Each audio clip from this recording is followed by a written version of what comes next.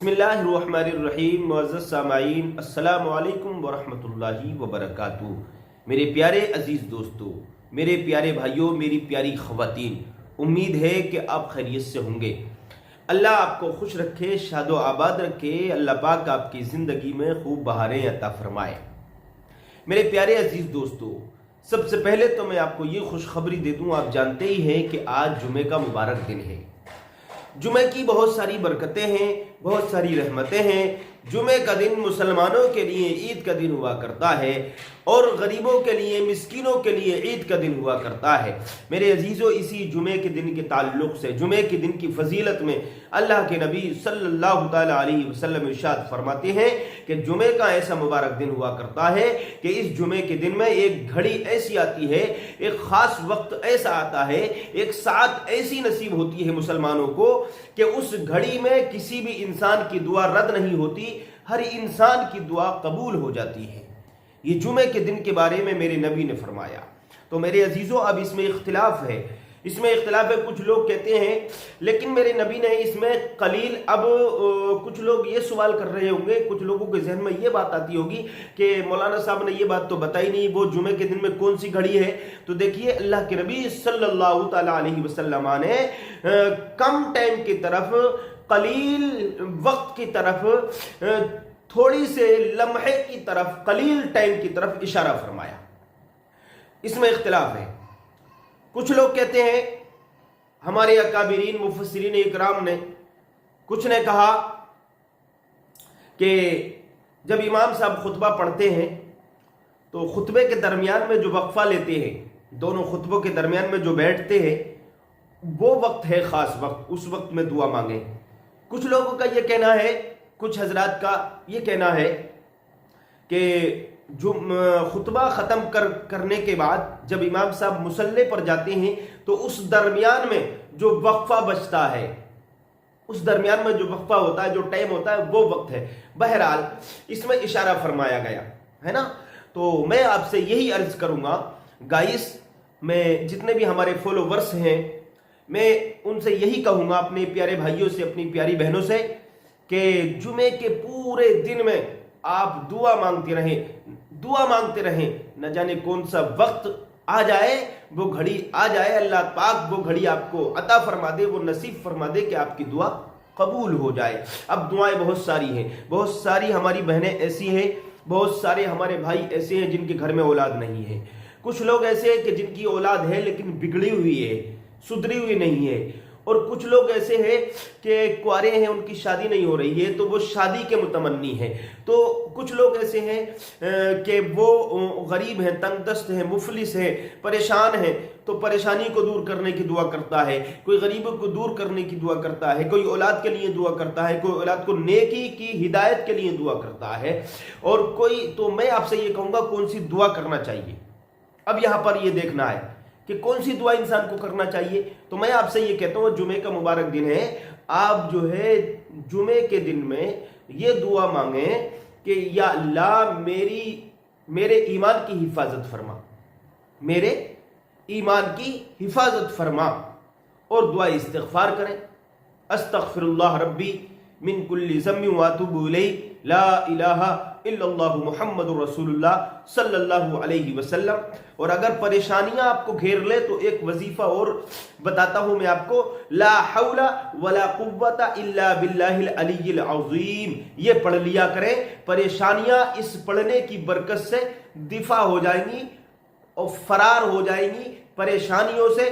इस वजीफे की बरकत से आपको नजात मिल जाएगी अल्लाह के करम से।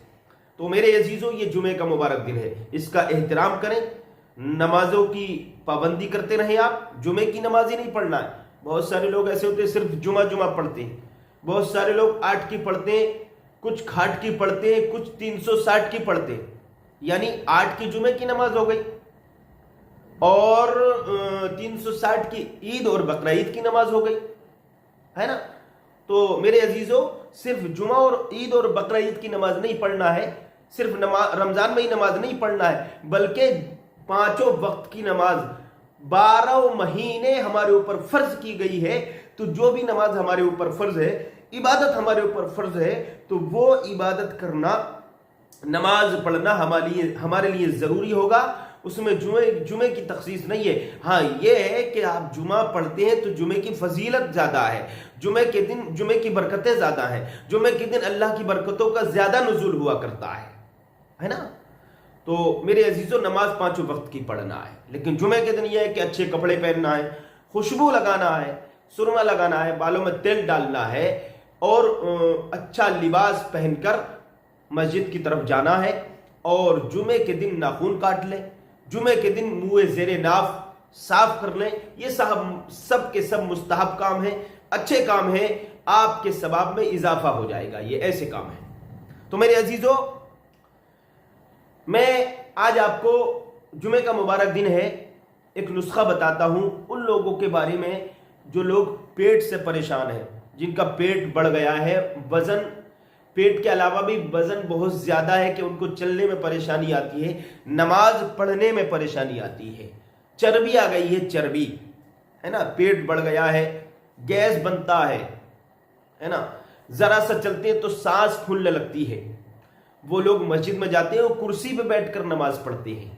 تو ایسے پریشان لوگوں کے لیے، جو بیٹھ کر نماز نہیں، جو صحیح طریقے سے کھڑے ہو کر نماز نہیں پڑھ سکتے، یا زمین پہ نماز نہیں پڑھ سکتے، کرسی پہ بیٹھ کر نماز پڑھتے ہیں، ان پریشان بھائیوں کے لیے، ان پریشان بہنوں کے لیے میں ایک نسخہ لے کر آیا ہوں۔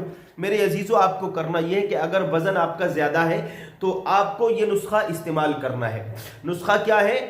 آپ کو لینا ہے کلونجی 10 گرام، زیرہ 10 گرام، اور آپ کو لینا ہے دار چینی 10 گرام، چھوٹی الائچی 10 گرام، سونف 10 گرام۔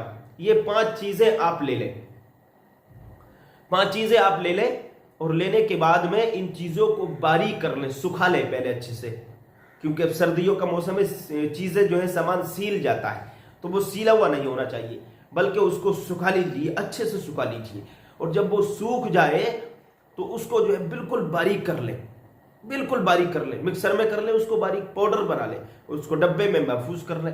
اب آپ کو کرنا یہ ہے میرے عزیزو، جو لوگ بھی موٹے ہیں، اپنے وزن سے پریشان ہیں، اپنے جسم سے پریشان ہیں، تو ان کو کرنا یہ کہ صبح خالی پیٹ 2 گرام یا 3 گرام یہ پاؤڈر نکالیں اور 1 گلاس پانی میں ڈال دیں، اور اس پانی کو خوب گرم کر دیں، خوب کھولائیں، اس میں خوب جوش دیں، یہاں تک کہ وہ آدھا گلاس رہ جائے۔ اب آدھا گلاس جب رہ جائے تو اس کو چولہے سے نیچے اتار لیں، یا گیس پہ پکاتے ہیں تو گیس سے نیچے اتار لیں، اور اتارنے کے بعد میں جب وہ تھوڑا سا پینے کے لائق ہو جائے، تھوڑا ٹھنڈا ہو جائے، تو اس کو خالی پیٹ پی لیجئے۔ آپ جو ہے کم سے کم 21 دن کر کے دیکھیں، انشاءاللہ تعالیٰ آپ کی پیٹ کی چربی اور تکلیف دینے والا جسم آپ کا کم ہو جائے گا، کنٹرول میں آ جائے گا، بی پی شوگر بھی کنٹرول میں آ جائے گا۔ آپ اس کو استعمال کریں، ناچیز اس کو دعاؤں میں یاد رکھیں۔ آج کے لیے اتنا ہی کافی ہے۔ اللہ پاک آپ کو جمعے کے دن کی خوب برکتیں عطا فرمائے۔ ہاں، جاتے جاتے ایک بات اور بتائی دیتا ہوں آپ کو، مجھے ایک بات یاد آ گئی ابھی،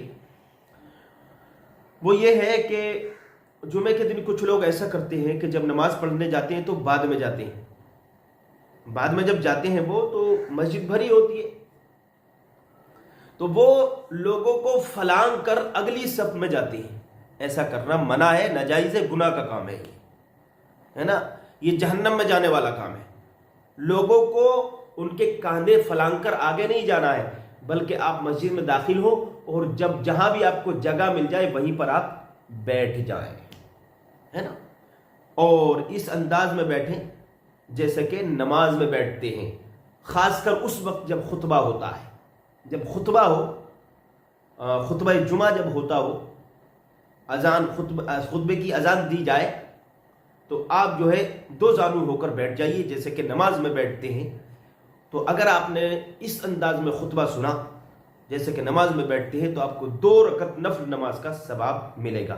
اللہ تعالی عمل کی توفیق عطا فرمائے۔ السلام علیکم۔